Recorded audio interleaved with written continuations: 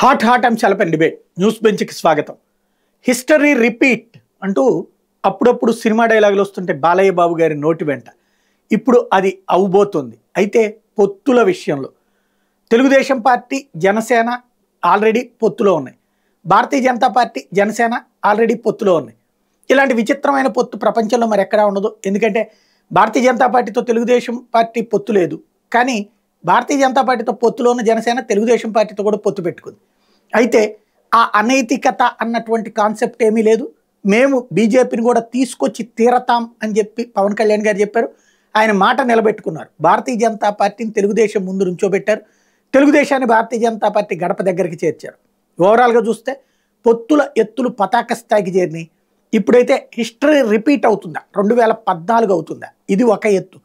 అది ఎన్నికల్లో ప్రజలు మాత్రమే తెలుస్తారు. కానీ ఇప్పుడు ఏం జరుగుతోంది, ఢిల్లీలో జరిగేది ఎవరి లెక్కలు వాళ్ళవే. తెలుగుదేశం పార్టీకి అనుకూలంగా ఉండేటటువంటి జర్నలిస్టులు మెన్షన్ చేస్తున్నదైతే ఒక 4 పార్లమెంటు స్థానాలు, 5 అసెంబ్లీ స్థానాలు, మ్యాక్సిమం 6 అసెంబ్లీ స్థానాలు ఇవ్వడానికి సిద్ధపడింది తెలుగుదేశం పార్టీ, ఇంక్లూడింగ్ అరక్తో సహా అన్నటువంటి. అదే సందర్భంలో భారతీయ జనతా పార్టీకి సంబంధించిన వాళ్ళైతే ఎన్ని అడిగారో వాళ్ళకే తెలియదని చెప్తున్నటువంటి పరిస్థితి ఉంది. అసలు ఏం జరుగుతోంది, పొత్తులకి సంబంధించి ఏం అడుగుతున్నారు, ఏం చెప్తున్నారు?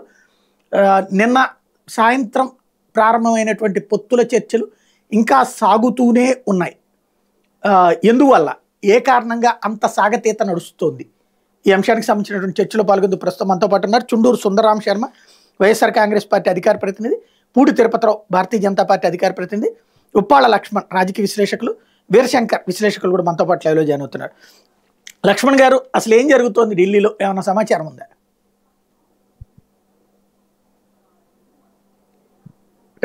మీది రైట్,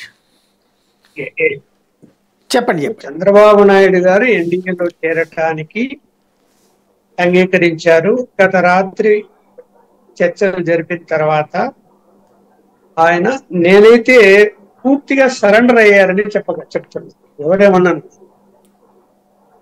సరే, బీజేపీకే ఈయన డిమాండ్ పెట్టాడు, ఈయన ఇన్నే సీట్లు ఇస్తా అన్నాడు, దానికి వాళ్ళు ఓకే అన్నారు అను సమాచారం ఎన్ని టీవీ ఛానల్స్ లో వచ్చినా కూడా అదంతా తెలుగుదేశం పార్టీని మోసేటువంటి మీడియా సంస్థలు పనిచేస్తున్నాయి తప్ప అసలు ఈయన వెళ్ళి మోకరించాడు. సరే, పవన్ కళ్యాణ్ ఎందుకు వెళ్ళాడు అంటే పవన్ కళ్యాణ్ కొంత మధ్యవర్తిత్వం వహించాడు కాబట్టి అక్కడ ఏదైనా తేడా వస్తే చంద్రబాబు నాయుడికి ధైర్యం లేదు అక్కడ గట్టిగా వాళ్ళతో మాట్లాడారు. కాస్త ధైర్యం ఉంటే చెప్పగలిగేవాడు పవన్ కళ్యాణ్ అని చెప్పి తీసుకెళ్ళారు. అంతకు మించి వేరే ఏం లేదు.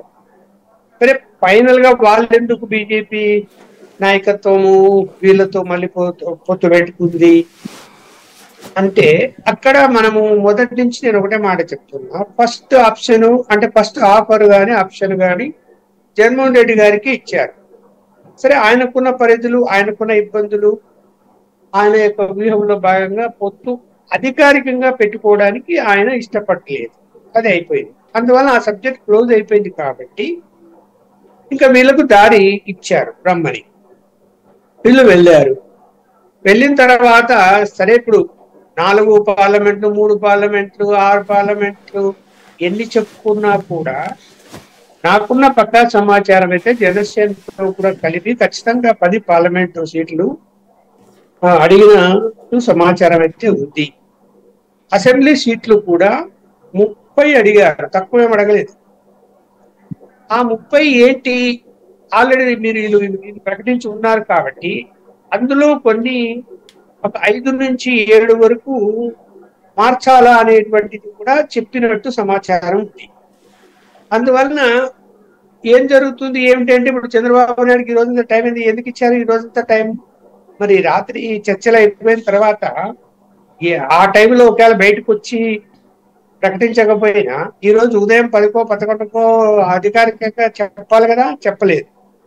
సమయం ఇచ్చారు, ఈయన సమయం తీసుకున్నాడు. ఎందుకు అంటే ఈయన ఇబ్బందికరమైన పరిస్థితుల్లో ఉన్నాడు. తెలుగుదేశం పార్టీలో ఉన్నటువంటి టికెట్లు ఆశించే వాళ్ళు కానీ టికెట్లు తీసుకున్న వాళ్ళు కానీ మళ్ళీ ఏం చేస్తాడో తెలియక బీజేపీతో పొత్తు పెట్టుకుంటున్నాడు, మళ్ళీ ఏం మార్పులు వస్తాయో తెలియక గందరగోళంలో ఉన్నారు. కాబట్టి వాళ్ళను కన్విన్స్ చేయడానికి ఒకవేళ బీజేపీ అడిగే సీట్లలో కూడా ముఖ్యమైన నాయకులు ఉంటే వాళ్ళను కన్విన్స్ చేసుకోవాలి. కాబట్టి ఇవాళ అంతా చూసాము, పొద్దు నుంచి సాయంత్రం వరకు ఆయన ముఖ్యమైన నాయకులు అందరికీ ఫోన్లు చేసి వాళ్ళని కన్విన్స్ చేస్తున్నాడు అని సమాచారం వస్తున్నది, టీవీ ఛానల్లోనే వస్తుంది. సో ఇప్పుడు మొత్తం మీద ఓవరాల్ గా ఎవరిని ఒప్పించుకున్నాడో ఎవరిని ఒప్పించుకోలేదు, ఏ సీట్లలో వాళ్ళు అడిగారో అది ఆయనకు క్లారిటీ వచ్చి ఉంటుంది, బీజేపీకి క్లారిటీ వచ్చి ఉంటుంది. ఇంకా మళ్ళీ ఇప్పుడు కూర్చుంటారు కాబట్టి నైట్ ఇంకా జస్ట్ ఫైనల్ టచ్ ఉంటుంది ఎక్కడ, అంతకంటే ఏముండదు.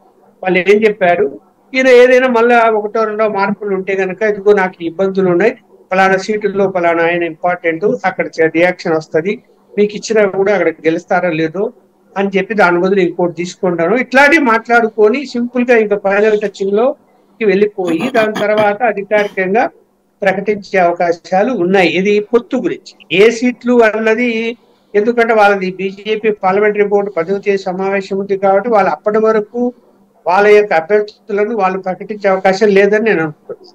వీళ్ళు ప్రకటించుకోవచ్చు, పెద్ద సీట్లు ఫిక్స్ అయిపోయాయి, మిగిలినటువంటి అంటే అవి కాక ఇంకా ఏదైనా సీట్లు ఖాళీలు ఉంటే అందులో అభ్యర్థులు ఎవరు మార్పులు చేర్పులు ఉంటే వాటి గురించి చెప్పుకునేటువంటి పరిస్థితి వీళ్ళకు స్వేచ్ఛ ఉంటుంది, చెప్పుకోవచ్చు. పవన్ కళ్యాణ్ గారి దగ్గర నుంచి కూడా 24 సీట్లలో కూడా కొన్ని సీట్లు బీజేపీ అడిగినట్లు కూడా సమాచారం ఉంది. ఆయన తగ్గించుకుంటాడా లేకపోతే వాటి బదులు వేటి తీసుకుంటాడో కూడా తెలియదు. అందువల్ల ఓవరాల్ గా ఏంటంటే 40 తక్కువ లేకుండా 50 వరకు బీజేపీ జనసేన 2 పార్టీలు ముందుకు వెళ్ళబోతున్నాయి, అంత తక్కువ ఏమి ఉండవు. అలాగే 8 నుంచి 10 ఎట్టి పరిస్థితుల్లో పార్లమెంట్ సీట్లు ఉంటాయి. దీని అర్థం ఏంటి, ఫ్యూచర్ లో అధికారంలోకి వచ్చినా రాకపోయినా తెలుగుదేశం పార్టీని బలహీనపరచడమే ధ్యేయం, అంతకుమించి వేరే ఏమి నాకైతే కనపడలేదు. ఖచ్చితంగా అదే జరుగుతుంది ఆందోళనతోనే కదా చంద్రబాబు నాయుడు ఉన్నాడు. ఇప్పుడు అంతకంటే ఆందోళన ఇప్పుడు ఆయనకి ఏంటంటే అసలు ముందు ఎన్నికల్లో ఎదుర్కొంటామా జగన్మోహన్ రెడ్డి గారిని, పవన్ కళ్యాణ్ అయితే చేతులు ఎత్తేసాడు నా వల్ల కాదని, నువ్వు చూసుకోవాల్సింది అన్నాడు ఆయన చంద్రబాబు నాయుడు గారు. మాటలు మాట్లాడొచ్చు ఆయన పవన్ కళ్యాణ్ గారు, ఎక్కుతాం పీకుతాం పాతాళానికి తొక్కుతాం, ఏంది తొక్కేది, ఎవరిని తొక్కుతాడు, తొక్కేది ఏంది? ఆయన ఆయన ఆయన యొక్క పార్టీలోనే రోజు రిజైన్ చేసి ఈ రాజు కూడా ఆ మంచి రిజైన్ చేశాడు జనసేన పార్టీ. మరి ఏం తొక్కేది? ఇంకా నీ వీపు నువ్వు చూసుకోలేకున్నావు, అక్కడ తొక్కుతాడంట ఆయన. ఎవరిని ఏం తొక్కుతాడు? చేతగా అక్కనే కదా నువ్వు చంద్రబాబు నెట పెట్టుకొని పోయావు, చంద్రబాబు రమ్మంటే వెళ్ళావు. ఆ చంద్రబాబు నాయుడు గారు అండ లేకపోతేనో లేకపోతే ఆర్థికమైన సహాయం లేకపోతే పార్టీని ఏం నమ్ముకుతారు జనసేన పార్టీ వాళ్ళు? ఎక్కడుంది, ఎక్కడ అసలు 24 మంది అభ్యర్థులు ఎవరున్నారు, ఆ సీట్లు ఏంటి, ఆ అభ్యర్థులు ఎవరు అనేది కూడా ప్రశ్నార్థకంగానే ఉంది కదా. అంత బలహీనంగా మీరు ఉండి ఇవాళ బీజేపీ రావడంతో మీకు నైతిక బలము ఆర్థిక బలము లభిస్తాయి కాబట్టి మనం తట్టుకోగలము. జగన్మోహన్ రెడ్డి గారితో బీజేపీ తోడు ఉంటే లేకపోతే మన వల్ల కాదనే నిర్ణయానికి వచ్చి ఆలోచించి నెల రోజుల తర్వాత ఇప్పుడు వెళ్ళి అక్కడ నమస్కారం పెట్టి కూర్చున్నాం. ఇది నా అభిప్రాయం. రైట్. తిరుపతిరావు గారు ఏంటి, ఇంట్లో పసుపు చొక్క జెండా కూడా ఏమైనా పెట్టుకున్నారా?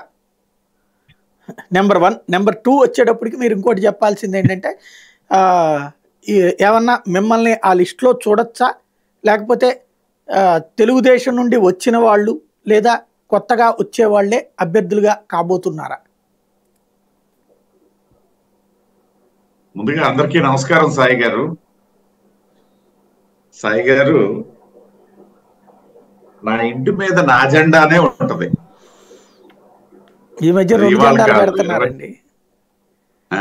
ఈ మధ్యన ఇదివరకైతే నాకు తెలిసి ఏ పార్టీ వాళ్ళకి ఆ పార్టీ జెండానే పట్టుకుంటారు, రెండో పార్టీతో కలిసి సాగినా కూడా ఆ జెండానే పట్టుకుంటారు. ఈ మధ్యన ఒకళ్ళ జెండా ఒకళ్ళు మార్చుకుని కూడా తిరుగుతున్నారు. నేను అందువల్ల చెప్పాను, నా ఇంటి మీద నా జెండానే ఉంది, 25 ఏళ్లుగా అదే జెండా ఉంది. నేను మళ్ళీ చేతిలో అనేసి అంటే మీరు అనేదానికి నేను దొరికిపోతానని చెప్పి ముందుగానే చెప్పాను ఇంటి మీద అని చెప్పేసి. అయితే ఒకటి సాయి గారు,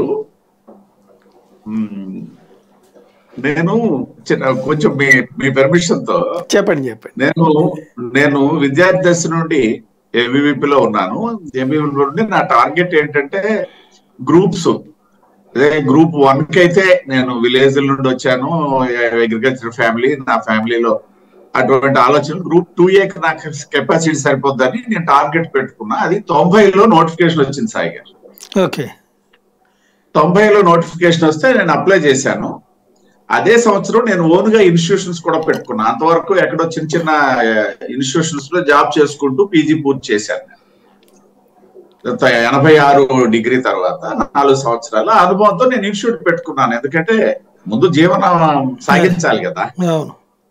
తర్వాత జాబ్ ట్రయల్స్ అనేది గ్రూప్ 2A నోటిఫికేషన్ వచ్చింది, అప్లై చేశాను. చాలా ఆనందంగా అప్లై చేశాను. కాంగ్రెస్ ప్రభుత్వం ఉంది. ఆ ప్రభుత్వంలో ఈ నోటిఫికేషన్ సీట్ తాలూకు తతంగం గురించి మనకు తెలిసిందే. అది దానికి మూడు అంచెల వ్యవస్థ పెట్టారు. ఒకటి ప్రిలిమ్స్, అది 91లో జరిగింది. 91లో నాకు పెళ్లి అయిపోయింది. 92లో మెయిన్ జరిగింది, మెయిన్ ఎగ్జామ్. అంటే 1 year గ్యాప్ తర్వాత అప్పటికి నాకు ఒక పాప పుట్టింది. 93లో ఇంటర్వ్యూస్ జరిగాయి. 94లో నాకు బాబు కూడా పుట్టేశాడు. సో ఒకవైపు ఇన్స్టిట్యూషనల్ డెవలప్మెంట్, ఒకవైపు ఫ్యామిలీ తాలూకా ఇవన్నిటితో ఏమైందంటే నాది కొంచెం ఆ చదువు కూడా ఎలకతో వాటం అయిపోయి జస్ట్ మిస్డ్. ఒక 2 పోస్టులు ఉంటే గ్రూప్ 2A. సో అంటే అప్పుడు ఎగ్జాంపుల్ చెప్పానంటే, నేను మెయిన్ కి వెళ్ళిన తర్వాత మెయిన్స్ కి ఒక ప్రిపరేషన్ ఉన్నది 3 సంవత్సరాలుగా. 90 నుండి ఉన్న ప్రిపరేషన్ సడన్ గా అప్పుడు సిలబస్ మార్చేశారు సాయి గారు. మార్చేసరికి నాకు ప్రాబ్లం వచ్చింది. నేనేమో ఆల్రెడీ వృత్తిలోనూ ఇటు ఫ్యామిలీలోనూ బిజీగా ఉన్నాను. ఆ సిలబస్ ను అందుకోవాలనేసి అంటే అప్గ్రేడ్ అవ్వాలా, ఎలా అవ్వగలను ఏంటి అనేది ఒక పెద్ద ఆందోళన. ఆ నేపథ్యంలో కూడా బహుశా నేను అది క్యాచ్ చేయలేకపోయినాము. ఇప్పుడు ఎందుకు మీకు అది చెప్పాననేసి అంటే, మళ్ళీ ఇప్పుడు స్పోక్స్ పర్సన్ గా కూడా మేము ఇప్పుడు అప్గ్రేడ్ అవ్వాల్సినటువంటి అవసరం వచ్చింది. సుందరరామచరం గారికి బాగా నవ్వు వస్తుంది. సూపర్, నిజం. ప్రత్యేక అధికార ప్రతినిధిట. ఒక్క సెకండే, నేను తిరుపతిరావు గారు, సారీ ఫర్ ఇంటరప్షన్. నేను మొన్న చూసా, మీరు కానీ మన లక్ష్మీపతి రాజా కానీ ఇట్లా మిమ్మల్ని అందరితోటి కూర్చున్నప్పుడు అనుకునేవాడిని, భారతీయ జనతా పార్టీకి అసలు సిసలైనటువంటి మన మిత్రుడు కూర్చుంటున్నారు అనేటువంటిది ఉండేది. కానీ నిన్న మీ పార్టీ ప్రెసిడెంట్ గారి పక్కన కూర్చుని అదేంటి స్పెషల్ అధికార ప్రతినిధి అని ఒక ఆయన కూర్చుని నా పక్కనే మోడీ గారిని తిరిగితే నేను అడ్డం పడినటువంటి వ్యక్తులు ఇవన్నీ వచ్చిన తర్వాత మీరు ఇక కంటిన్యూ చేసుకోవచ్చు. చెప్పండి, అప్గ్రేడ్ అయ్యాలి మీరు. ఎందుకు నేను ఇప్పుడు అప్గ్రేడ్ అవ్వాలనేసి అంటే, 6 సంవత్సరాలుగా అధికార ప్రతినిధిగా, అంటే 6 సంవత్సరాల్లో 4 సంవత్సరాలు అధికార ప్రతినిధి.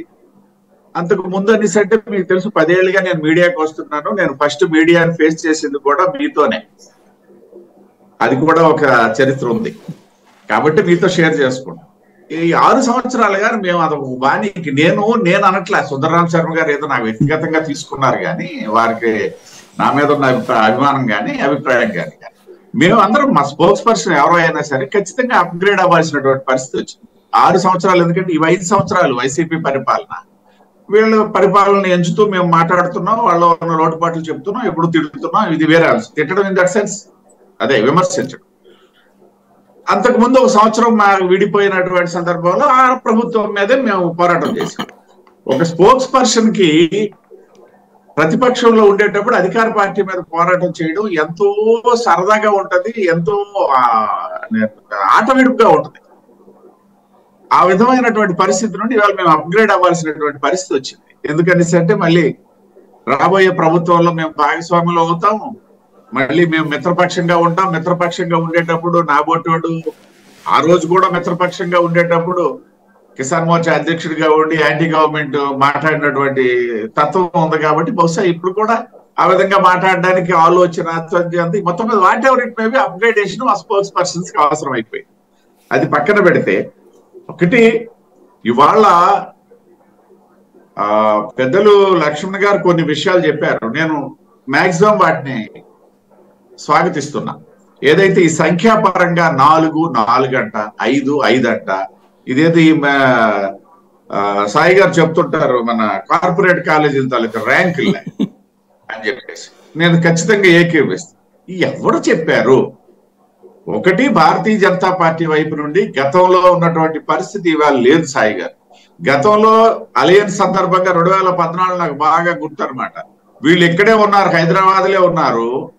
అప్పుడు రాష్ట్రం విడిపోయింది కానీ ఇంకా రాజధాని విడిపోలేదు. మాకు ప్రకాష్ జావడేకర్ మాకు ప్రతినిధిగా వచ్చి హైదరాబాద్ లోనే ఒక హోటల్లో చర్చలు జరిగాయి. అర్ధరాత్రి వరకు మేము అక్కడ కాపలా కాసినటువంటి సందర్భాలు ఉన్నాయి. ఇవాళ ఆ పరిస్థితి లేదు. ఢిల్లీకి వెళ్ళారు, ఎవరెవరికి పిలిచారా, ఎవరెవరు కోరారా, ఎవరెవరికి అడిగారా, ఇవన్నీ అందులోనే ఆన్సర్ దొరుకుతుంది. ప్రత్యేకించి లక్ష్మణ్ గారు లాంటి వాళ్ళు పాపం చెప్పాల్సిన పని అయితే లేదు నాకు తెలిసినందువల్ల. ఢిల్లీకి వెళ్ళి ఇప్పుడు 24 గంటలు అయిపోతుంది ఒక పర్యాయం కూర్చొని, ఇవాళ మధ్యాహ్నంకి అని చెప్పేసి వార్తలు వచ్చాయి. ఇప్పటి వరకు కూడా మాకే వార్తలు లేవు ఎప్పుడు కూర్చుంటారన్నది, నైట్ కూర్చుంటారనేది. సరే ఏదైనప్పటికీ రేపు కలవబోతున్నాం కాబట్టి శాశ్వత శత్రువులు శాశ్వత మిత్రులు ఇవన్నీ మళ్ళీ ఒక అంశం అయితే, దీనికి ప్రధానమైనటువంటి కారణం భారతీయ జనతా పార్టీ అంగీకరించడానికి 2 కారణం. సరే, పవన్ కళ్యాణ్ గారు ప్రధానమైనటువంటి కారకుడు. నేనైతే ఎందుకంటే ఆయన మీద మాకు ఒక గౌరవభావం కూడా ఉంది. ఎందుకు ఉంది అనేసి అంటే 2014లో వారు మాకు అందించినటువంటి తర్వాత తెలుగుదేశం పార్టీకి ఆయన సపోర్ట్ చేయలేదు, భారతీయ జనతా పార్టీ ద్వారా తెలుగుదేశం పార్టీ సపోర్ట్ చేశారు కాబట్టి ఒక రకమైనటువంటి గౌరవభావం ఉంది. ఆయన ప్రయత్నం వల్లనే ఇవాళ జరిగింది అనేది జగమెరిగినటువంటి సత్యం.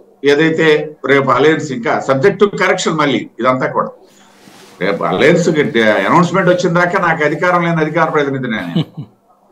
కాబట్టి పవన్ కళ్యాణ్ గారు వారు ఊహించినటువంటి ఆధారంగా ఏదైతే ఆయన మాట్లాడినటువంటివి కొన్ని మాటలు కూడా నేను కాలు పట్టుకున్నాను, లేకపోతే నేను తిట్లు తిన్నాను, ఈ రకాలుగా మాటలు వచ్చినటువంటివి కూడా మనం ఒకసారి గుర్తుపెట్టుకున్నట్లయితే, ఆయన భారతీయ జనతా పార్టీకి పెద్దల దగ్గర ఆయనకు ఉన్నటువంటి చొరవైతేనేమి ఆయన ఒప్పించారు అనేది ఇది అందరికీ తెలిసినటువంటి విషయం. ఆ నేపథ్యంలోనే ఇవాళ జరుగుతుంది.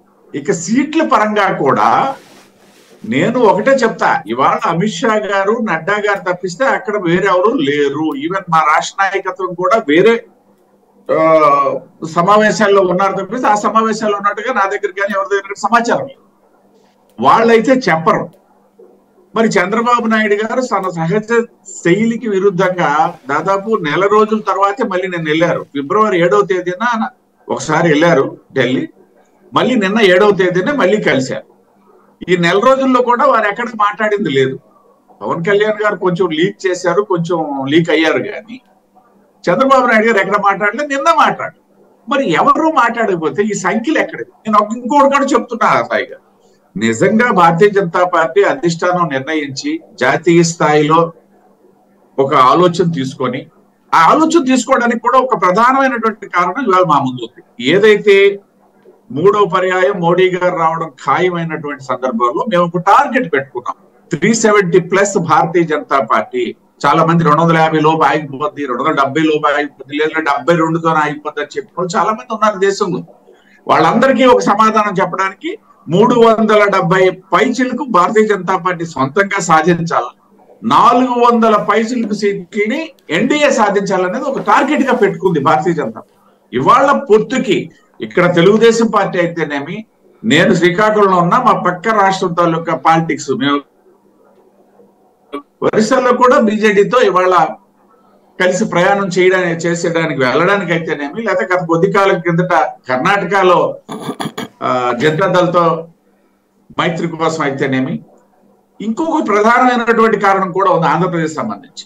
ఇవాళ డెఫినెట్ గా కేరళలోను తమిళనాడులోను కూడా మేము గణనీయమైనటువంటి సీట్లు సాధిస్తున్నామని చెప్తున్నటువంటి సర్వేల నేపథ్యంలో, సౌత్ లో తీసుకుంటే తెలంగాణలో కూడా అందరికంటే ఎక్కువ సీట్లు మేమే సాధిస్తున్నామని వస్తున్నటువంటి సర్వేల నేపథ్యంలో ఆంధ్రప్రదేశ్ 0 ఉండడం అనేది కూడా ఒక మంచి సంకేతం కాదు. ఇక్కడి నుండి కూడా భాగస్వామ్యం ఉండాలా. వీటన్నిటి ఆధారంగా ఇవాళ మా అధిష్టానం అలయన్స్ కి అంగీకరించింది అన్నటువంటి సమాచారం అయితే మేము విశ్వసిస్తున్నాం.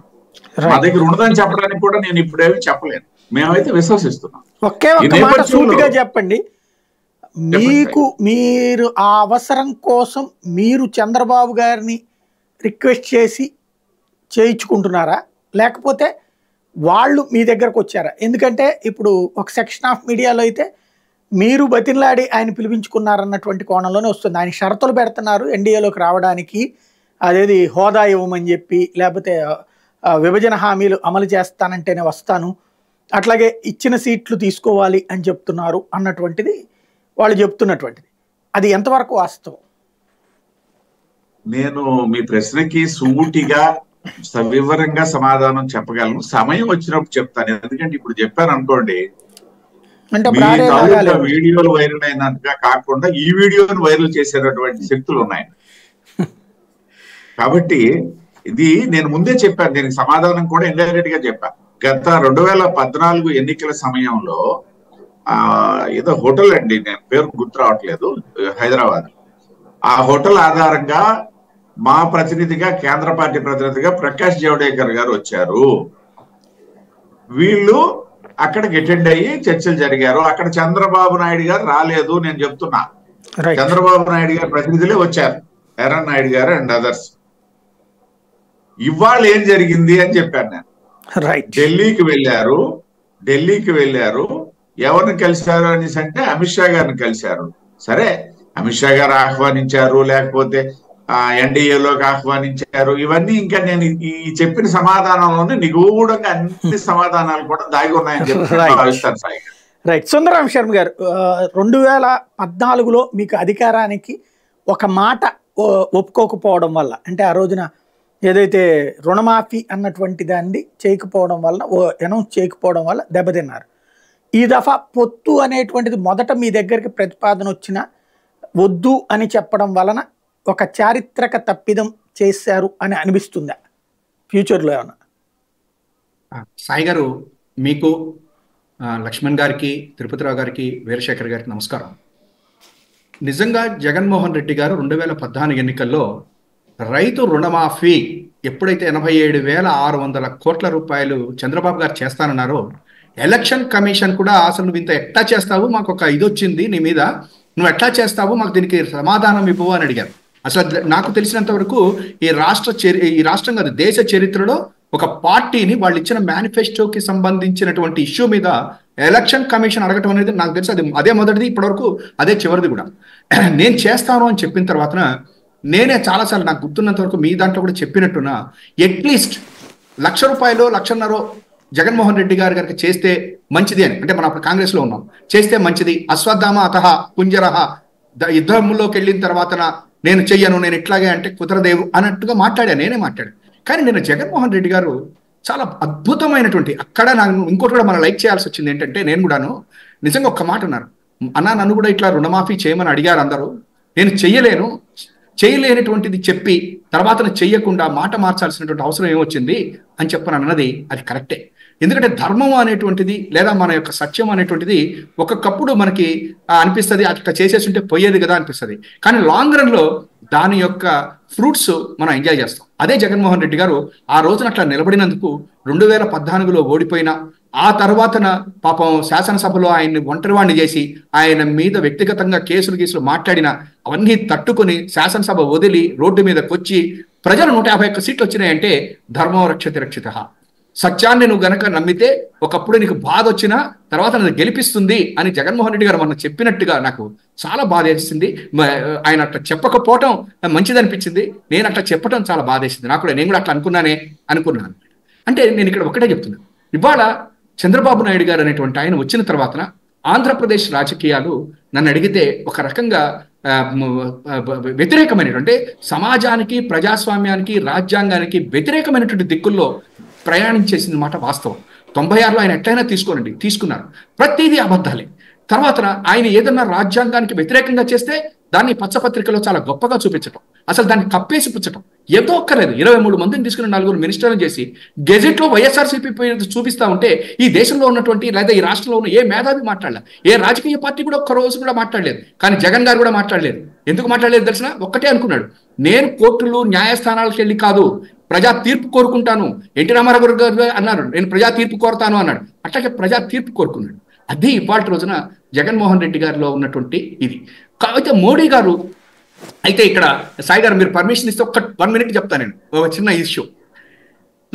నేను మా తిరుపతిరావు గారు చెప్పినట్టు విద్యార్థి పరిషత్ అది చెప్పినట్టు నేను 1977 నుంచి కాలేజీలో విద్యార్థి పరిషత్ నాయకుడు.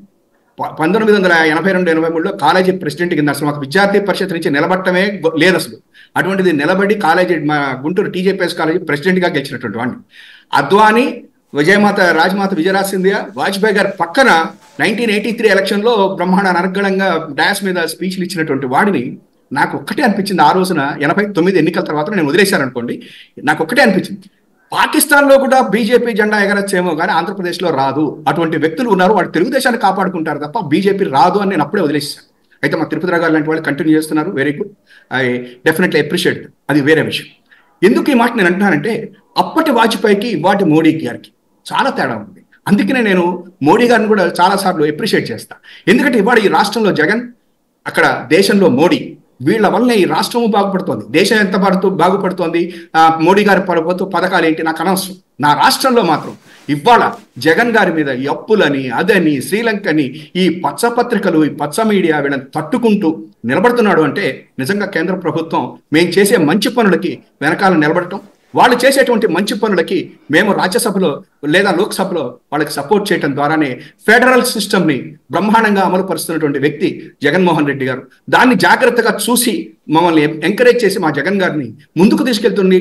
ఆయనకి ఇది చేస్తున్నటువంటి సమయంలో మోడీ గారు రాజకీయాలు వద్దండి, బీజేపీ తోటి జగన్ గారు కలవకూడదు, ఎందుకంటే ఒంటరిగా ఒక రీజనల్ పార్టీ ఫైట్ చేస్తే మనం సాధించే ప్రయోజనాలు చాలా ఉంటాయి. ఎందుకంటే కేంద్రంలో ఉన్నటువంటి ప్రతి పార్టీకి కూడా రాజ్యసభలోనో లోక్సభలోనో ఇతర పార్టీల అవసరం వస్తుంది. ఇక్కడ కూడా కనుక బీజేపీనే కనుక లేకపోతే కేంద్రానికి సంబంధించిన పార్టీ ఉంటే మనకి ఇన్ని ప్రయోజనాలు జరగవు. అది 2016 ఎన్నికల్లో మనం చూసాం. ఎక్కడ బీజేపీ, జనసేన, చంద్రబాబు గారు కలిసి వచ్చారు, ఏం చేశారు? ప్రత్యేక తరగతి హోదా అన్నారు, పోలవరం అన్నారు, అన్నీ చెప్పారు, కానీ చేయలేకపోయారు. ఎవరి యొక్క ఇది వాళ్ళకుంటే, ఎవరి ఎజెండా వాళ్ళకుంటుంది. అందుకనే జగన్ గారు మనకి ఎవరితోటి పొత్తులొద్దు, ప్రజలతోటే మనం పొత్తులుగా ఉందాము, దాని మూలకంగా నా ఎజెండా ఏంటి, నా రాష్ట్రానికి నేను ఏం చేయగలుగుతాను, అన్ని చేయగలుగుతాను అని చెప్పారని ఆయన ఇవాళ రోజున మోడీ గారితో కాదు బీజేపీ తోటి ఎలయన్స్ ఒప్పుకోలేదు. అదే ఇవాళ ఈ రాష్ట్ర ప్రజలు హర్షించాల్సినటువంటి విషయం కూడా చెప్తున్నాను. ఇవాళ రోజున కేంద్రం దగ్గర నుంచి మనకు రావాల్సిన ప్రతి పైసా వసూలు చేయగలుగుతున్నారు. కేంద్ర ప్రభుత్వం ఇవ్వవలసినటువంటివే కాదు, కొత్తవి కూడా తీసుకొచ్చుకోగలుగుతున్నారు. ఇవాళ హాస్పిటల్స్, విద్యాలయాలు, పోర్టులు, లేకపోతే ఎయిర్పోర్టులు, ఇవన్నీ కూడా మనం సాధిస్తున్నాము అని చెప్పంటే ఈ పచ్చపత్రలకు కనిపించకపోవచ్చు, చంద్రబాబు గారికి కనిపించకపోవచ్చు, కానీ ఇదంతా మాత్రం జరుగుతున్నది. దీని మీద విషం కక్కేటువంటి ఈ యొక్క మిగతా పార్టీలు, ఎందుకంటే అమరావతి విషయంలో అదే సిపిఐ, అదే జనసేన, అదే కాంగ్రెస్, అదే అందరూ మాట్లాడారు. ఆ రోజున జగన్ గారు కూడా చెప్పారు, ఇది అమరావతి అనేటువంటిది 30,000 ఎకరాలు ప్రభుత్వ భూమి అయితే మంచిదంటే దాని వక్ర భాష్యం చెప్పుకుంటూ బయలుదేరేటటువంటి ఈ పార్టీల మూలకంగా రాష్ట్రం చాలా దెబ్బతింది. కానీ వీళ్ళందరూ కలుస్తున్నారు, అదొకటి చాలా ఇది. దీంట్లో ఇంకొకటి ఇవాళ సబ్జెక్ట్ లో కనుక మీరు వెళ్తే ఒకటి నేను చెప్తాను. ఇవాళ తెలుగుదేశం పార్టీ పెట్టింది ఆ తెలుగు ప్రజల ఆత్మగౌరవం ఢిల్లీలో తాకట్టు పెడుతున్నారు అని చెప్తే, ఇవాళ మా చంద్రబాబు నాయుడు గారు ఆయన కాపుతులు వాళ్ళ కేసుల కోసం అని ఆల్రెడీ మోడీ గారి దగ్గరనండి, అమిత్ షా గారి దగ్గర తాకట్టు పెట్టిన మాట వాస్తవం. ఇందాక సీట్ల గురించి మనందరం అంటున్నాం. నేను ఇందాక స్క్రోలింగ్స్ కొన్ని చూస్తా ఉన్నా. చంద్రబాబు గారు 4 సీట్లకే ఒప్పుకుంటున్నారు, బీజేపీ 8 అడుగుతోంది, 20 అడుగుతున్నది బీజేపీ, కానీ బాబు గారు లేదు, మీరు గెలవరు, కష్టం అంటు ఆ పైన పెడుతున్నాడు. బాబు పవన్, అమిత్ షా పిలుపు కోసం పడగాపులు. అంటే దాన్ని బట్టి ఎవరి సీట్లు అడుగుతున్నారు, ఎవరిదేనేది మీరు చూడండి. ఇవాళ క్లియర్ సార్, చంద్రబాబు గారు surrender to Bharatiya Janata party surrender అయిపోయాడు. అది ఇప్పుడు కాదు, 8 నెలల నుంచి మీ ఛానల్లో మీరు సారి చెప్తున్నా. ఇవాళ రోజున కేసుల కోసం చంద్రబాబు నాయుడు గారు వాళ్ళు 10 ఎంపీలు కాదు 15 ఎంపీలు అడిగినా ఇచ్చేస్తాడు, 20 అసెంబ్లీలు కాదు 20 అయినా ఇచ్చేస్తాడు. ఇవాళ ఆంధ్రప్రదేశ్ లో తెలుగుదేశం పార్టీ గెలుస్తుందనో చంద్రబాబు గారు ఇంకోటనో కాదు, కానీ Bharatiya Janata party first time Modi and Amit Shah రాజకీయం అంటే ఏంటో చంద్రబాబు గారికి చూపిస్తున్నాడు. 3 సార్లు చంద్రబాబు చూపిస్తే ఒక్క దెబ్బ వీడు చూపిస్తున్నారు. ఇవాళ రోజున చంద్రబాబు గారికి చేతుల్లో ఏమీ లేదు. ఇందాక తిరుపతిరావు గారు కరెక్ట్ చెప్పారు, ఎవరు ఢిల్లీని పిలిచారైనా అది వేరే, అదేదో ఎప్పుడు వచ్చారనేది కాదు, బుల్లెట్ దిగిందా అని చెప్పారని ఇవాళ వాళ్ళు అంటే వేరేగా రాజకీయంగా తింపుతున్నారు. పాప పడగాపులు పడి ఆ ఢిల్లీలో ఆ పెద్ద ఆయన 75 ఏళ్ళు వస్తే ఇవాళ మోడీ గారు ఎక్కడున్నారు, బాబు గారు వెయిట్ చూస్తున్నారు అని చెప్పారంటే దాన్ని బట్టి ఆంధ్రప్రదేశ్ లో తెలుగుదేశం పార్టీ యొక్క దీనహీన రాజకీయ పరిస్థితి, ఇవాళ ఎన్టీఆర్ గారి ఆత్మ కూడా బాగా బాధపడుతుంటుంది. ఆత్మ గౌరవం కోసం నేను ఢిల్లీ మీద పోరాటం చేస్తే నా అల్లుడు తీసుకెళ్లి దాన్ని అక్కడ కూడా తాకట్టు పెట్టేశాడు, నన్ను వెనుపొట్టు పెట్టాడు, వాళ్ళని వెన్నుపోటు పొడిచాడు. కానీ ఇవాళ అమిత్ షా మోడీ గారు మా వాడిని బ్రహ్మాండంగా చేస్తున్నారని ఆయన కూడా ఆనందపడతాడని నేను అనుకుంటున్నాను సార్. రైట్. వీరశంకర్ గారు ఏమంటారు, అసలు ఎలాగ అవకాశం ఉన్నాయి అనుకుంటున్నారు?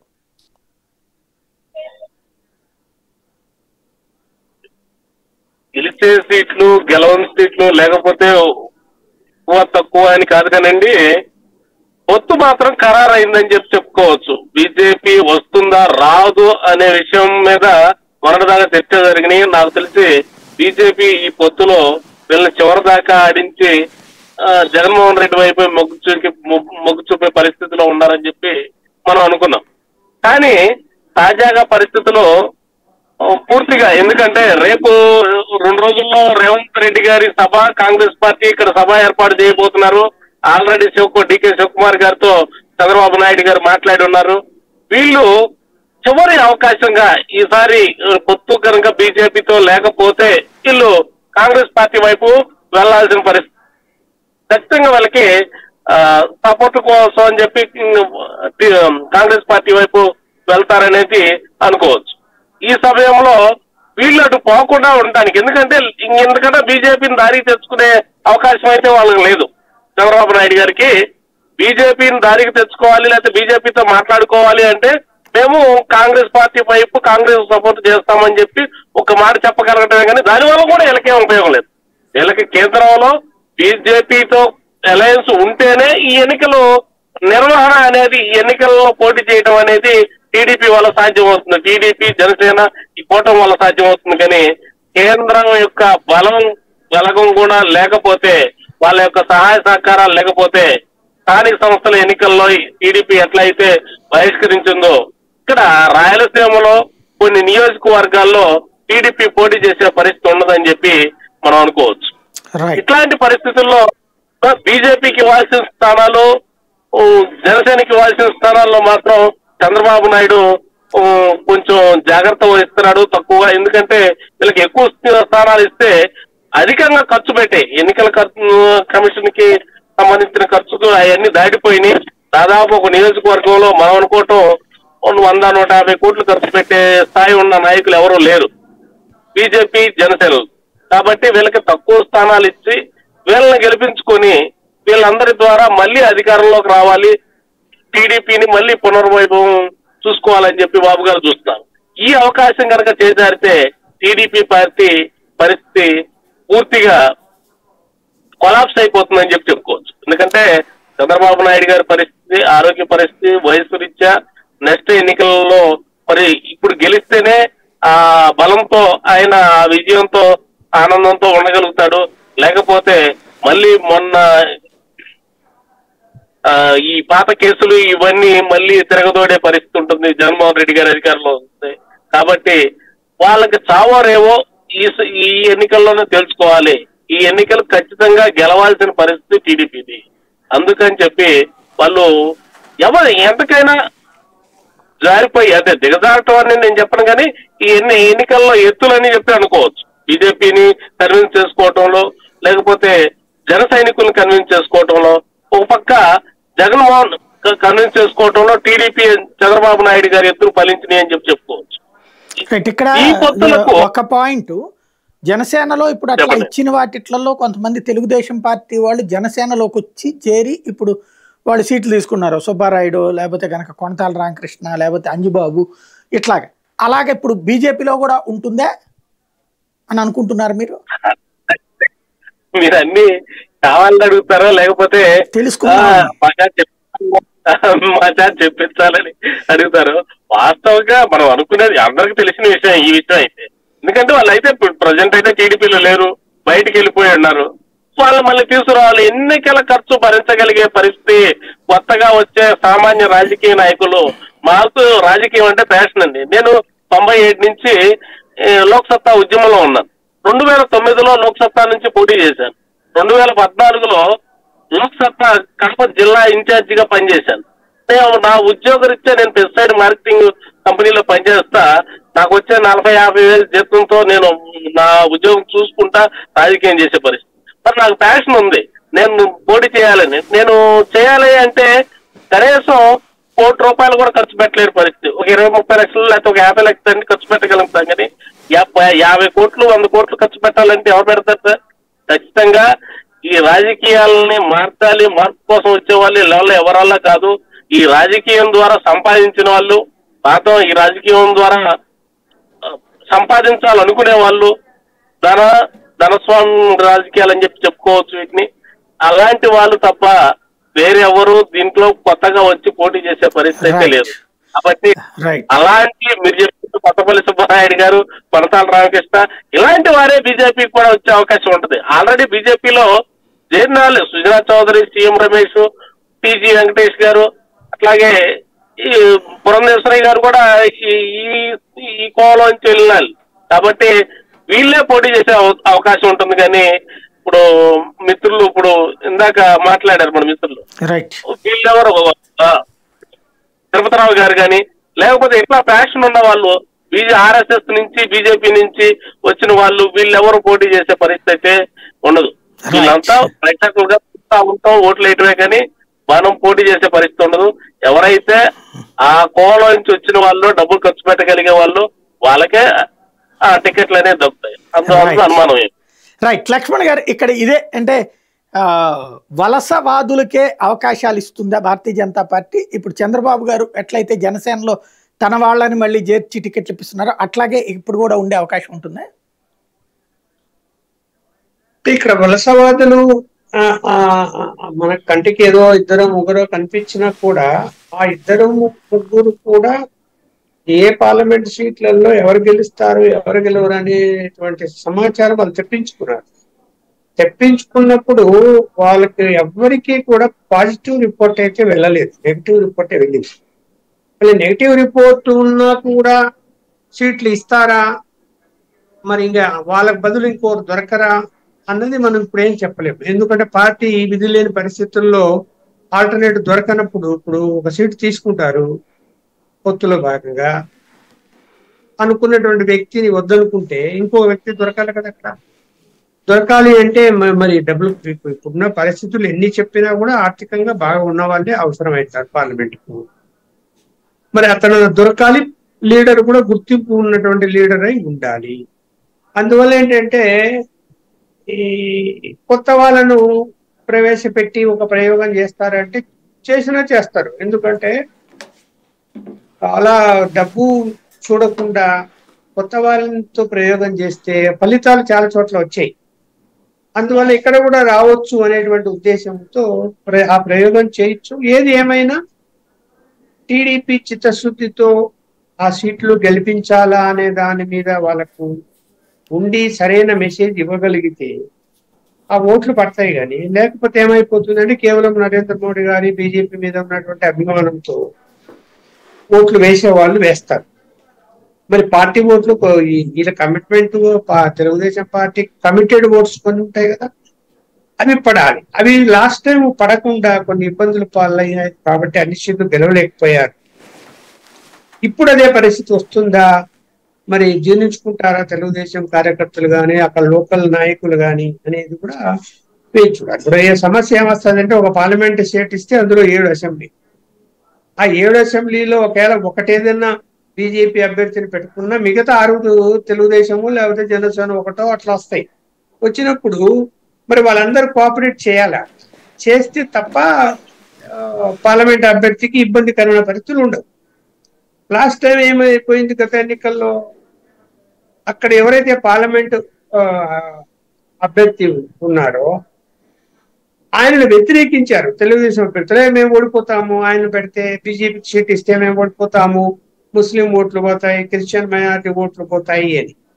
సరే వ్యతిరేక ఒప్పుకున్న తర్వాత వాళ్ళు ఏం చేశారు, అక్కడ సెకండ్ ఓటు నీ ఇష్టం, నువ్వు పార్లమెంట్ ఎవరికి వేసుకుంటా వేసుకో, మాకైతే తెలుగుదేశం ఓటేది మమ్మల్ని గెలిపించాలా అని ఇంటింటిపై ప్రచారం చేశారు. బీజేపీ ఓటు ఏమని చెప్పలేదు, మీరు మాకేయండి మిగతా మీ ఇష్టం అని చెప్పి రివర్సల్కి వెళ్ళిపోయారు. మరి ఇప్పుడు అవన్నీ గమనించకుండా ఉంటాం. అప్పుడు పరిస్థితులు వేరు, అప్పుడున్న బీజేపీ నాయకత్వం వేరు. వాళ్ళు వాళ్ళు ఏంటంటే ఒక పెద్ద మంచి తరహాలో వ్యవహరించారు, కొన్ని తప్పులు చేసినా క్షమించారు, అంత సీరియస్ గా మానిటరింగ్ చేయలే. ఇప్పుడు అమిత్ షా గారు అలాంటి వ్యక్తి కాదు, నడ్డా గారు అలాంటి వ్యక్తి కాదు. మినిట్ టు మినిట్ వాళ్ళు అన్ని మానిటర్ చేస్తారు, ప్రతి అంశాన్ని తీసుకుంటారు, సీరియస్ గా వార్నింగ్ ఇస్తారు, సీరియస్ గా వాళ్ళు కూడా ఎవరెవరి దింపాలని రంగంలోకి వాళ్ళందరినీ దింపుతారు. అందువలన చంద్రబాబు నాయుడు గారు మళ్ళీ నాటకాలు ఆడి ఏమన్నా పప్పులు ఉడకబెడదామని చూస్తే అది ఆ ప్రయత్నాన్ని వాళ్ళు ఒప్పుకునే పరిస్థితి ఉండదు, ఖచ్చితంగా సీరియస్ వ్యవహారంగా ఉంటది. అందువల్ల అలా చెయ్యడం నేను అనుకుంటున్నాను. ఎందుకంటే అప్పుడు పరిస్థితులు వేరు, ఇప్పుడు పరిస్థితులు వేరు కాబట్టి. దానికి తోడు పవన్ కళ్యాణ్ తోడు ఉన్నాడు కాబట్టి పవన్ కళ్యాణ్ అయితే చిత్తశుద్ధితోనే ఉన్నాడు. ఆయన ఒకవేళ ఎక్కడ అసెంబ్లీ సీట్లలో ఉన్నా కూడా అక్కడ పార్లమెంట్ బీజేపీ అభ్యర్థి ఉంటే కమిటెడ్ గా వేయమని చెప్తాడు. కానీ జనసేన కార్యకర్తలు, జనసేన ఓటర్స్ బీజేపీ కమిట్మెంట్ తోనే ఉన్నారు. ఎవరైనా అడగండి, నేను బీజేపీకి వేస్తాను, బీజేపీతోనే మేము ఉండాలి. చంద్రబాబుతో ఉండాలనే వాళ్ళ సంఖ్య తక్కువ, బీజేపీతో ఉండే వాళ్ళనే సంఖ్య ఎక్కువ ఉంది. ఎవరైనా మీరు సర్వే చేయండి, మాట్లాడండి జనసేన సంబంధించి అభిమానులందరూ కూడా. ఎందుకు కాపు సామాజిక వర్గాన్ని బీజేపీ ఎంకరేజ్ చేస్తున్నది. భవిష్యత్తులో కాపు సామాజిక వర్గం ఆయన్ని ముఖ్యమంత్రి చెయ్యాలనేటువంటి లక్ష్యంతో ఉన్నది అన్న విషయం జనంలోకి బాగా, అంటే కాపు సామాజిక వర్గానికి వెళ్ళిపోయింది. అయితే దీన్ని పవన్ కళ్యాణ్ క్యాచ్ చేయలేకపోయాడు. ఇప్పుడు ఒక పెద్ద మనుషులు ఉన్నారండి కాపు సామాజిక వర్గం, హర్రామ జోగే ఉంది. ఆ ఇంటికి పోయి మాట్లాడేకే ఉంది, ఈయన స్థాయి ఏంది, ఆయన స్థాయి ఏంది? ఈయన సినిమాల నుంచి వచ్చినప్పుడు రాజకీయ రంగం ఈయనకేముంది? ఆయన ఏంటి, ఆయన రాజకీయ రంగంలో ఉండి ఎదిగినటువంటి వ్యక్తి. వెళ్ళలేదు. ముద్రగడ వెళ్తానన్నాడు, వెళ్ళలేదు. ముద్రగడ ఎవరు? ముద్రగడ రాజకీయ నుంచి వచ్చినోడు. మరి ఇవాళ ఎందుకు స్ప్లిట్ అయిపోతున్నారు కాపు సామాజిక వర్గంలో? ఆ కాపు యువసేన ఏదో ఆ యొక్క సంస్థ ఏదైతే ఉందో అందరినీ ఐక్యత పరిచే సంస్థని రద్దు చేశారు ఇవాళ రామజోయ్య. ఎందుకు రద్దు చేశాడు? ఆయనకి చికాకు చేసింది. ఎవరు కంట్రోల్లో లేరు, ఐకమత్యంగా ఉండాలని చెప్పిన వాళ్ళు కానీ ఎవరి ద్వారా వాళ్ళు చూసుకుంటున్నారు. అలాంటి పరిస్థితుల్లో ఇక్కడ కాపు సామాజిక వర్గం మీద చిత్తశుద్ధి చూపించేది ఒక్క బీజేపీ మాత్రమే. చంద్రబాబు నాయుడు గారు చూపించాడు, కేవలం ఓటు దండుకునే ప్రయత్నం చేస్తాడు తప్ప చిత్తశుద్ధి ఏమాత్రం చూపడు అని అర్థమైపోయింది. ఇప్పుడు ఈ రఘురామ లాంటి వాళ్ళు అసలు ఆగిందే నరసాపురం సీటు బీజేపీలో చేరి తీసుకోవడానికి అంటారు. ఆయన కూడా చాలా రోజుల నుంచి వెయిట్ చేస్తున్నారు. ఆయన లాంటి వాళ్ళకి చేర్చుకుని సీట్ ఇస్తారా? ఇప్పుడు నేనైతే ఏం భావిస్తున్నానంటే ఆయన అటుకాలు ఇటుకాలు పెట్టి బీజేపీతో కొంతమంది రిలేషన్ మెయింటైన్ చేస్తూ, టీడీపీ సలహాలు ఇస్తూ, తర్వాత ఇప్పుడు మళ్ళా జనసేన పొగుడుతూ ఆయన ఏం చేస్తున్నాడు? జనసేన తరఫున నిలబడితే ఎలా ఉంటుంది, దానికంటే బెటర్ బీజేపీ కదా, బీజేపీ తరఫున నిలబెడితే లేకపోతే మంచి ఫ్యూచర్ ఉంటుంది బీజేపీ అభ్యర్థిగా గెలిస్తే అనేటువంటిది ఆయనకుంది. కానీ ఆయన బ్యాక్గ్రౌండ్ ఏంది, ఆయన మీద కేసులు ఏంది, అవన్నీ బీజేపీ నాయకత్వం తెప్పించుకోలేదా? తెప్పించుకున్నారు కదా. నువ్వు సమర్థించుకోవచ్చు, నేనేం పెద్ద తప్పులు ఏం చేయరాని నేరాలు చేయలే అని. వాళ్ళ దృష్టిలో ఏమేమి ఉన్నాయి, అన్ని లెక్కలన్నీ ఉన్నాయి వాళ్ళ దగ్గర. నేను అనుకుంటున్నాను ఆయనను బీజేపీ అభ్యర్థిగా వాళ్ళు తీసుకొని ఒకవేళ నరసాపురం బీజేపీ కేటాయించాలనే ప్రయత్నం జరిగి ఈయనను అభ్యర్థిగా తీసుకుంటారు అనేది నేనైతే నమ్మటం లేదు. అవసరమైతే నరసాపురం గురించి వేరే తీసుకుంటారు కానీ ఈయన కోసం అది నువ్వు తీసుకుంటారు. రైట్, మంచి పాయింట్. ఇక్కడ తిరుపతిరావు గారు, ఓ ప్రధానమైనటువంటి అంశం ఏంటంటే భారతీయ జనతా పార్టీకి సంబంధించినటువంటి వాళ్ళు క్రిందసారి 0.8% వచ్చింది. అందువలనే ఈ దఫా మీ బార్గెనింగ్ కెపాసిటీ తగ్గిపోయింది. 4 అసెంబ్లీ 4 పార్లమెంట్ స్థానాలే ఇస్తాననేటువంటి స్థాయికి వచ్చింది. కాబట్టి ఇప్పుడు పవన్ కళ్యాణ్ గారు ఎట్లయితే తన బార్గెనింగ్ కెపాసిటీ 10 సీట్లు కూడా గెలిపించకపోవడం వల్ల నేను 24కే తగ్గానన్నట్టుగానే ఇప్పుడు మీరు కూడా 0.8 ఉండటం వల్లనే అట్లా తగ్గాల్సిన పరిస్థితి వచ్చిందా? ఖచ్చితంగా. అసలు నేను ముందే చెప్పాను సాయి గారు, ఈ 2+2 2+4 ఈ అంకెల మీద మాకు విశ్వాసం లేదు, అసలు దాని గురించి ప్రస్తావనే లేదని నేను ఖచ్చితంగా చెప్పాలి. ఏదైతే పెద్ద లక్ష్మణ్ గారు చెప్పారో ఆ సంఖ్యల మీద నాకు విశ్వాసం ఉంది, నాకు దగ్గర సమాచారం కూడా ఉంది. బట్ నేను రివీల్ చేయలేను. ఆ సంఖ్యలు విశ్వసిస్తాను, ఈ సంఖ్యలు విశ్వసించు. ఒకటి. రెండోది, వాళ్ళ బార్గెనింగ్ కెపాసిటీకి సంబంధించి ఆ రోజు ఉన్నటువంటి మీరు ఇంకో ప్రశ్న కూడా లక్ష్మణ్ గారికి అడిగారు, దాన్ని కూడా నేను కొంచెం కాంటెక్స్ట్ లో తీసుకుంటా. ఏదైతే ఈ సహకారం ఎలా ఉంటుంది అంటే గతంలో 15 వాళ్ళు పెట్టారు, 10లో కూడా వాళ్ళు సహకరించినటువంటివి 4, 6లో ఏదో సహకారం జరిగిందంటే 4 గెలిచాం. ఇది కరెక్ట్ అనాలిసిస్. ఆ పరిస్థితి ఇవాళ తెలుగుదేశం పార్టీకి లేదనేది మేము విశ్వసిస్తున్నాం. ఎందుకని అంటే ఆ రోజు వాళ్ళు ఉమ్మడి రాష్ట్రం విడిపోయినటువంటి సందర్భం, అక్కడ కూడా కొంత స్టేక్ ఉన్నది అన్నటువంటి ఆలోచనతో ఉన్నటువంటి సందర్భం. ఈ రాష్ట్రంలో కూడా అప్పుడు కాంగ్రెస్ పార్టీకి సంబంధించి ఏదైతే ఈ విభజన తర్వాత కనుమరుగైపోయినటువంటి కాంగ్రెస్ పార్టీ నేపథ్యం, వైసీపీ కూడా వాళ్ళని ఎదుర్కోలేక చతికిలు పడినటువంటి సందర్భం. ఇవన్నీ అప్పుడున్న పరిస్థితులు వేరు, ఇవాళ ఉన్నటువంటి పరిస్థితులు వేరు అనమాట. ఇవాళ ఉన్న పరిస్థితుల్లో మేము ఒకటైతే విశ్వసిస్తున్నాం, మేము ఈ తక్కువ సీట్లు మా వాళ్ళు అడుగులేదు, ఖచ్చితంగా ఎక్కువ సీట్లు అడుగుతున్నారు అని చెప్పేసి నేను ఇంకో విషయం కూడా స్పష్టం చేస్తాను సాయి గారు. ఉన్నటువంటి డిసిప్లిన్ దృష్ట్యా ఈవెన్ 2 కాదు, ఒక పార్లమెంట్ సీటు, అదే పార్లమెంట్ లో ఒక ఎమ్మెల్యే సీట్ పనిచేయండి అని చెప్తే మేము అందరం పని చేసుకుంటూ పోతాం. నేను చెప్పేది సింహభాగం కాబట్టి ఇది వేరే అంశం. కానీ ఖచ్చితంగా నేను లక్ష్మణ్ గారు చెప్పినటువంటి ఫిగర్స్ నే నేను సమర్థిస్తున్నా. అదే సందర్భంలో ఇవాళ తెలుగుదేశం పార్టీ కూడా గతంలో మాదిరి వ్యవహరించడానికి వాళ్ళకి అవకాశాలు లేవు, వాళ్ళు ఆ ప్రయత్నాలు చెయ్యలేరు. అప్పుడున్నటువంటి పరిస్థితి వేరు, ఇప్పుడున్నటువంటి పరిస్థితి వేరు. ఏదైతే ఈ అలయన్స్ సంబంధించి సీట్ల సర్దుబాటు సంబంధించి జరుగుతున్నటువంటి కార్యక్రమాలు ఏవైతే ఉన్నాయో ఇదే మాదిరి ఆ రోజు కూడా ఉంటుంది తప్పిస్తే అంతకంటే ఎక్కువగా వాళ్ళు ఏదన్నా నష్టం చెయ్యాలంటే కూడా చేయగలిగిన పరిస్థితిలో నేను ఉండాలి కదా, ఆ పరిస్థితి లేదు. ఒక అంశం. రెండోదండి, ఈ ఆర్థిక స్థితిగతుల గురించి కూడా మనకు ప్రస్తావన వచ్చింది కాబట్టి నేను ఒక విషయం చెప్తాను. డెఫినెట్ గా ఇవాళ ఆర్థికమైనటువంటి అంశం అనేది ప్రధానంగా ఏ పార్టీ అయినా చూసుకోవాల్సినటువంటి పరిస్థితి వచ్చేసింది. నేను 2014 నాకు సీట్ వస్తుంది అనేసి అంటే ఆ రోజు నాకు అప్పటికున్నవే 10 కోట్ల రూపాయల ఆస్తులు మహా ఉంటే అది మార్కెట్ వాల్యూ.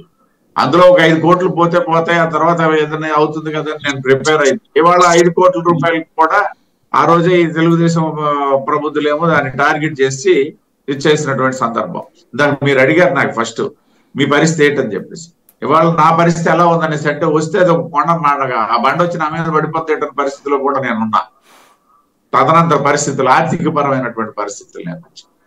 కాబట్టి ఈ ఆర్థిక కోణం కూడా ఖచ్చితంగా ఎవరైనా చూసుకోవాల్సినటువంటి పరిస్థితి ఉంది, ఏ పార్టీ అయినా సరే. ఎదురు అలా అని చెప్పేసి నా పార్టీలో ఒక కల్చర్ ఉంది. ఏదైతే ఒక మాణిక్యాలరావు గారిని నేను ఎగ్జాంపుల్ చూపిస్తాను, స్వర్గీయ. ఆయనేమి నా బోర్డు సాధారణ కార్యకర్త, ఆయన్ని ఎమ్మెల్యే చేసింది పార్టీ. కాబట్టి అటువంటి సాహసం కూడా నా పార్టీ చేస్తుంది, చేయదని చెప్పేది నేను అన్నట్ల. రెండవదండి, మా మీద ఏదైతే ఇవాళ కలిసి వెళ్తామన్న తర్వాత మా మీద ఉన్నటువంటి ఒక అభాండం, ఏదైతే వైసీపీ ప్రభుత్వము, రాష్ట్ర ప్రభుత్వము, కేంద్రంలో ఉన్నటువంటి భారతీయ జనతా పార్టీ ప్రభుత్వాల మధ్య ఉన్నటువంటి ఏదైతే సహకారం ఉందో, సత్సంబంధాలు ఉన్నాయో అవి మా పార్టీల మధ్య అంటగట్టేటటువంటి పరిస్థితి వాళ్ళు బయటపడింది. పార్టీల మధ్య మాకేమీ లేదు, మేము డైరెక్ట్ గా ప్రభుత్వాన్ని విమర్శిస్తున్నాం. అది ప్రతిపక్షం చేయాల్సిన పని, అది చేసే పని అది. కానీ మా మీద ఒక అభాండం ఉండేదన్నమాట, మేమేదో వైసీపీకి సాక్రిఫైస్ చేస్తున్నాం అని చెప్పి. దాన్ని ఎస్టాబ్లిష్ చేసిన తెలుగుదేశం పార్టీయే. కాబట్టి ఇవాళ అటువంటి అభండాల నుండి భారతీయ జనతా పార్టీ ఈ సందర్భంగా ఒకటి బయటపడుతున్నాం. కాబట్టి ఇటైతే మాత్రం నేను చెప్పగలను, ఇవాళ కలిసి వెళ్ళడం అనేది జరిగినప్పుడు అది ఎన్ని సీట్లు అనేది కాసేపట్లోనో రేపో మాపో డిసైడ్ అవుతుంది. డిసైడ్ అయిన శంకర్ గారు అన్న పాయింట్ ఒకటి మీరు చెప్పాల్సి ఉంది. ఆయన కాంగ్రెస్ లోకి చేరిపోతారన్న భయంతో భారతీయ జనతా పార్టీ ఇవాళ పొత్తుకి ముందుకు వచ్చిందా?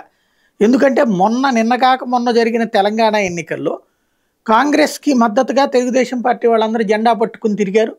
ఈవెన్ నిన్న చంద్రబాబు గారు వెళ్ళేటప్పుడు కూడా రేవంత్ రెడ్డితో కూర్చుని బేగంపేట ఎయిర్పోర్ట్లో మాట్లాడి 2 గంటల పాటు ఆ తర్వాత వెళ్ళారన్నటువంటిది కూడా ప్రధానంగా వినబడుతున్నటువంటి మాట. అంటే కాంగ్రెస్ పార్టీ, అదే ఇందాక ఆయన శంకర్ గారు చెప్పిన డీకే శివకుమార్తో టచ్లోకి కూడా వెళ్ళారండి. అందుకని భయపడి ఇవాళ రోజున ఆయన ఒక పెద్ద శక్తిని ఎన్డీఏకి ఇవ్వడం కరెక్ట్ కాదు, యూపీఏకి ఇవ్వడం కరెక్ట్ కాదు, ఐఎన్డీఏకి అని చెప్పి భయపడి ఇటు తీసుకొచ్చుకుంటున్నారు. సాయి గారు, నేను దానికి సూటిగా సమాధానం చెప్పను, కానీ ఆయనకి కలవడానికే కొన్ని నెలలు వెయిట్ చేయాల్సి వచ్చింది. ఫిబ్రవరి 7 వెళ్ళారు. ఫిబ్రవరి 7 తర్వాత మళ్ళీ నేను 1 month వెయిట్ చేయాల్సి వచ్చింది. దీనికి కారణం ఏంటి అనేసి అంటే చాలా మంది మాకైతే సరైన సమాచారం లేదు, చాలా మంది అనుకున్నది ఏంటంటే మీ వాళ్ళు ఆయన ఇండి కూటమికి వెళ్ళిపోతే బాగుందని చెప్పేసి ఇంతవరకు చూస్తున్నారని చెప్పేసి మాట్లాడారు. అంటే నేను ఎందుకు చెప్తున్నాను అనేసి అంటే వాళ్ళ నేను మొదట కూడా చెప్పాను, భారతీయ జనతా పార్టీ ఈవేళ తెలుగుదేశం అలయన్స్ లోకి వెళ్ళడానికి ప్రధాన కారణం జనసేన అధినేత తప్పిస్తే భారతీయ జనతా పార్టీ స్వచ్ఛందంగా ఏ కార్యకర్త రెడీగా లేడు. రైట్, మంచి పాయింట్. కాబట్టి ఈ జాప్యానికి కారణం ఏంటనేసి అంటే ఇండి కూటమికి వెళ్ళిపోతే మాకు ఈ బాధ తప్పిపోద్దని చెప్పి చూశారని చాలా మంది మాట్లాడుతున్నారు. పెద్దలు లక్ష్మణ్ గారు లాంటి వాళ్ళు, వీరశేఖర్ గారు లాంటి వాళ్ళే. రైట్.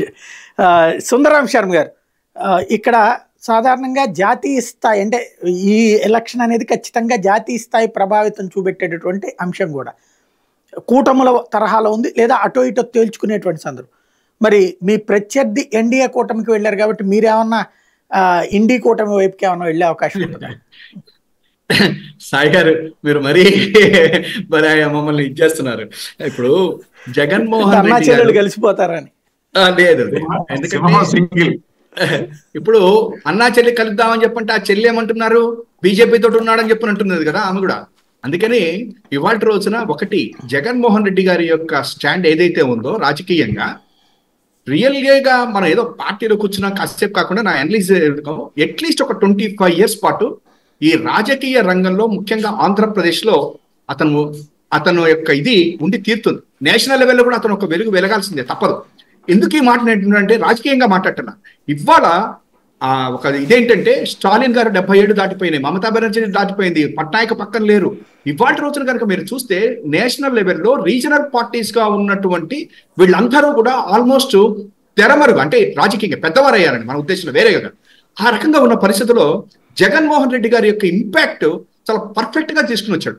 నా రాష్ట్రం, నా ప్రజలు, అంతకు మించి అతను ఇతర రాష్ట్రాల పాటు చంద్రబాబు గారి లాగా ఆ వాళ్ళని పిలిపించడం, ఫరూక్ అబ్దుల్లా గారిని పిలిపించడం, లేకపోతే ఈయన అక్కడికి వెళ్ళటం, ఈ పిచ్చి రకమైనటువంటి ఒక ప్రాంతీయ పార్టీగా తన రాష్ట్రం చూసుకునేటట్టుగా అతను వెళ్ళటం మూలకంగా, రెండోది తన సంక్షేమ పథకాలు ఏవైతే ఆ విద్య అవన్నీ ఇవాళ దేశం మొత్తం చెప్పుకుంటున్నారు సార్. నేను రియల్ గా చెప్తున్నా, విద్యా విధానంలో మొన్న కేజ్రీవాల్ గురించి కొద్దో గొప్ప చెప్పుకుంటే ఇవాటి రోజున అసలు జగన్మోహన్ రెడ్డి గారు చేస్తున్నటువంటి విద్యా విధానము, ఈ అమ్మ ఒడి ఆల్మోస్ట్ దేశం మొత్తం మినిస్టర్లు అందరూ కూడా చూస్తున్నారు, చీఫ్ మినిస్టర్లు అందరూ కూడా. కాబట్టి జగన్మోహన్ రెడ్డి గారు నాకు తెలిసినంత వరకు ఇక ఎవరితోటి కూడా పెట్టుకోవాల్సిన అవసరం కూడా లేదు ఇంక ఇప్పుడు. ఎందుకంటే ఇవాళ వీళ్ళ ముగ్గురు కలవటం మూలకంగా ప్రజలు అడిగేటువంటిది మొట్టమొదటిది ఒకటే, 2014లో మీ ముగ్గురిని నమ్మి ఇచ్చాము, ఎందుకు చేయలేదు? నెంబర్ 1. నెంబర్ 2, ఇవాళ జగన్మోహన్ రెడ్డి గారి యొక్క అప్పుల గురించి కేంద్రం ఏం చేయటం లేదు, లేకపోతే ప్రతి బడ్జెట్ లోను కూడా బీజేపీకి కేంద్ర ప్రభుత్వం ఏమి ఇవ్వలేదు, మోసం. నిన్న బడ్జెట్ అయిపోయాక ఏనాళ్ళు అవుతుంది, మోసం, ఇదా మోసం, ప్రతి సంవత్సరం బడ్జెట్ లో ఇట్లా అని. వీటన్నిటికీ మీరు ఏం సమాధానం చెప్తారు? మీరు ఎందుకు కలిశారు బాబు గారు అని చెప్పని డెఫినెట్ గా నిలదీస్తారు. చివరిగా నేను ఒక్కడే చెప్తున్నా, చంద్రబాబు గారు ఇవాళ రోజున అక్కడ కలిసడానికి ఒకటే ఒక కారణం, కేసులు. ఇవాళ ఐఎన్జీ భారత్, రేపు సిబిఐకి అప్పగిస్తే ఏమవుతుందో కేసు. అట్లాగే ఇవాళ స్కిల్ డెవలప్మెంట్, లేకపోతే ఇన్కమ్ ట్యాక్స్ కేసులో ఈడీ, ఇవన్నీ కూడా చంద్రబాబు గారు ఈ వృద్ధాప్యంలో, ఇంకా ఆయన ఆప్తులకు ఉన్నటువంటి వృద్ధాప్యంలో ఈ కేసుల నుంచి అట్లీస్ట్ మేము ఇంట్లో పడుకుంటాము, మమ్మల్ని ఏదో రకంగా రక్షించండి, కాస్త అక్కడ 52 రోజులు అట్లాంటి వాటికి వెళ్లకుండా కాపాడుకోవటం కోసం చేస్తున్న ప్రయత్నమే తప్ప ఆంధ్రప్రదేశ్ లో వీళ్ళ ముగ్గురు ముఖ్యంగా చంద్రబాబు గారు వాళ్ళతో కలుస్తున్నది ఎందుకు అంటే ఈ యొక్క కేసుల గురించి తప్ప, ఏదో ఆయన గెలిచేయాలి, ముఖ్యమంత్రి అయిపోవాలి, ఇవన్నీ కూడా ఆయనకే ఆశ లేదు, ఆయన పక్కన తిరుగుతున్న ఆత్మలకి ఆశ లేదు. కాబట్టి ప్రజలకు కూడా ఆయన మీద నమ్మకం లేదు.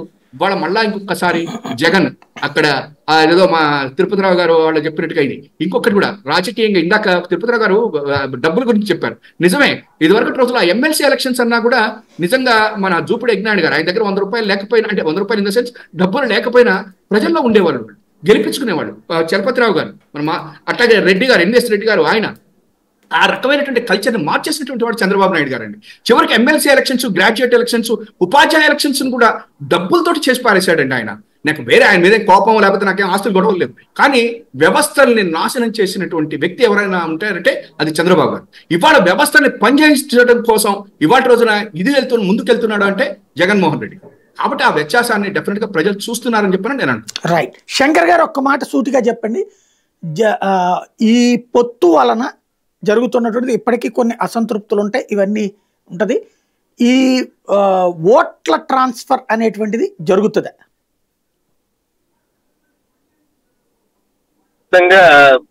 టీడీపీ అవలంబిస్తున్న ధోరణిలో తెలుగుదేశం పార్టీ సంబంధించిన కొన్ని మీడియా, పచ్చ మీడియా అంటారు, ఆ మీడియా సంస్థలు కానివ్వండి, టీడీపీ నాయకులు కానివ్వండి, వీళ్ళు ఆరంభంలోనే ఇంకా పొత్తు స్టార్ట్ అయింది, బీజేపీ మన దగ్గరకు వస్తుంది అనుకుంటున్నాం కానీ ఎవరిని మనం క్రిటిసైజ్ చేయాలి అనేది ఇప్పుడే మొదలు పెట్టే. పోయినసారి 2014లో వీళ్ళకి సపోర్ట్ చేస్తే పవన్ కళ్యాణ్ గారిని 2014 వాళ్ళు ప్రమాణ స్వీకారం దాకా ఆగారు. కానీ ఇప్పుడు అసలు ఇప్పుడే విజయం సాధించడంలో, ఎందుకంటే కొంతమంది ఈ అలయన్స్ వల్ల సీట్లు కోల్పోయిన కొంతమంది ఆశావాహులు ఉన్నారు. వాళ్ళు తీవ్ర అంటే ఇలాంటి అలయన్స్ లో అధికారంలో మనం భాగస్వామ్యం కాలేకపోతున్నామని వాళ్ళు నిరాశ చెంది ఉన్నారు.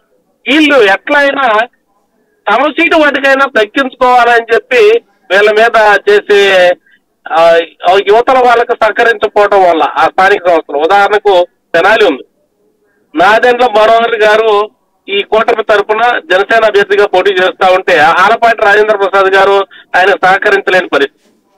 రాజేంద్ర ప్రసాద్ గారు పరిస్థితి ఏంటంటే, నాకు ఇక్కడ ఆదర్శం ఉంది, నేను ఇక్కడ లోకల్ గా స్థానికుడిని, నేను ఎక్కువ సార్లు కాంటాక్ట్ చేసి గెలిచున్నాను, కాబట్టి నాదెండ్ల మనోహర్ గారి కన్నా నేనే ఎక్కువ ఇక్కడ ఓట్లు సాధించగలుగుతానని చెప్పి ఆయన చెప్పుకునే పరిస్థితి.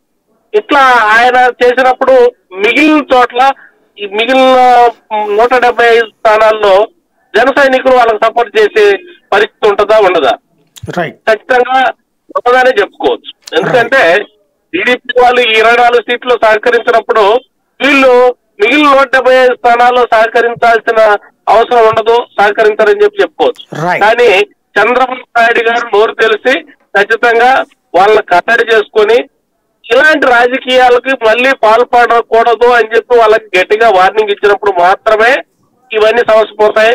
లేదంటే కూటమి విజయం అనేది అనుమానాస్పదం అని చెప్పి చెప్పుకోవచ్చు. థ్యాంక్ యూ వెరీ మచ్ అండి. సుందరాం శర్మ గారు, తిరుపతిరావు గారు, లక్ష్మణ్ గారు, వీరశంకర్ గారు. ఇది పరిస్థితి. సంఖ్యకి సంబంధించి ఎవరి లెక్కలు వాళ్ళకు ఉన్నాయి. ఆ సంఖ్య అన్నటువంటిది ఎంత అనేది లోపల కూర్చున్న వాళ్ళకి తెలిసి తప్పించి బయటదంతా ఊహాగానాలి. ఫైనల్ లిస్ట్ ఏమవుతుంది, అలాగే ఓట్ల ట్రాన్స్ఫర్ ఎలా అవుతుంది అన్నటువంటిది రాబోయే రోజుల్లో తేలాల్సిన అంశం, చూడాల్సిన అంశం.